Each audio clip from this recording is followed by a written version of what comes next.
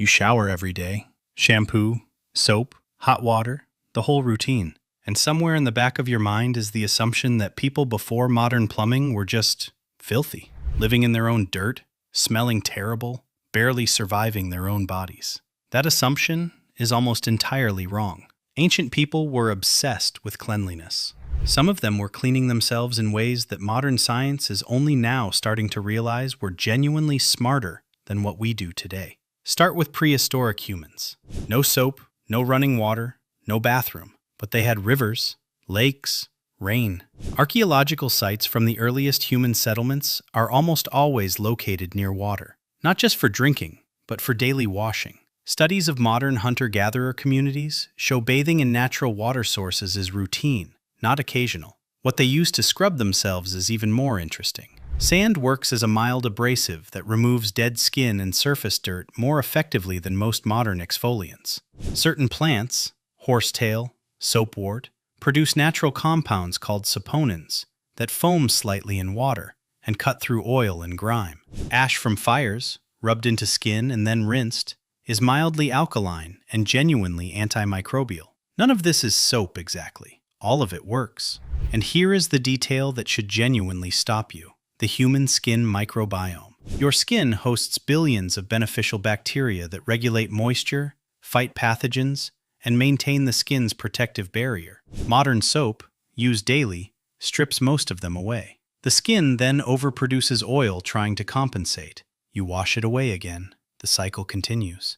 Prehistoric humans, washing with water and plant materials but never stripping the skin completely, likely maintained a far richer skin microbiome than most people today. Stanford microbiologist Justin Sonnenberg has argued that the loss of microbial diversity from modern hygiene practices is so significant it may be contributing to rising rates of skin conditions, allergies, and inflammatory disease. We scrubbed away something we didn't know we needed.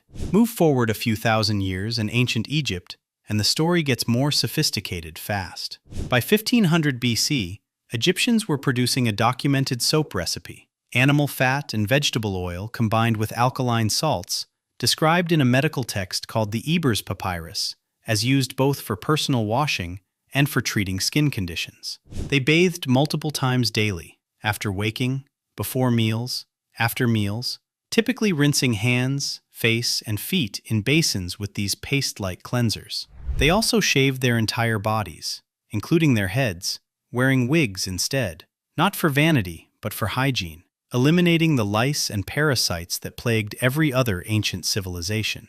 Egyptians believed cleanliness was literally proximity to the gods. The more immaculate your body, the more divine favor you could receive. Personal hygiene wasn't a habit, it was a spiritual practice.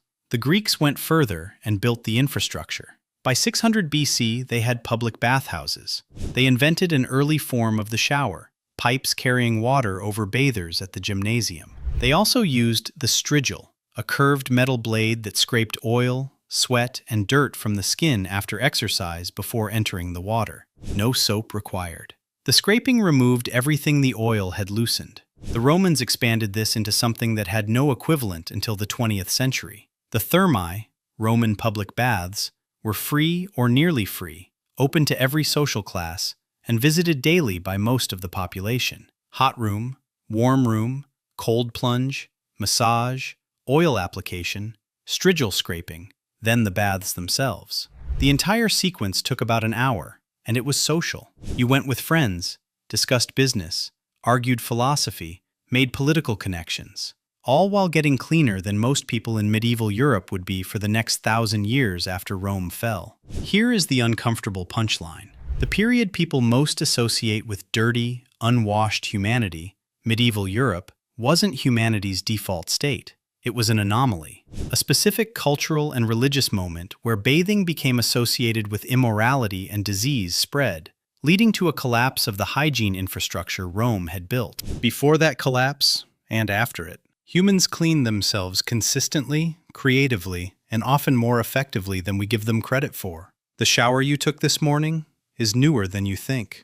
The instinct behind it is as old as the species.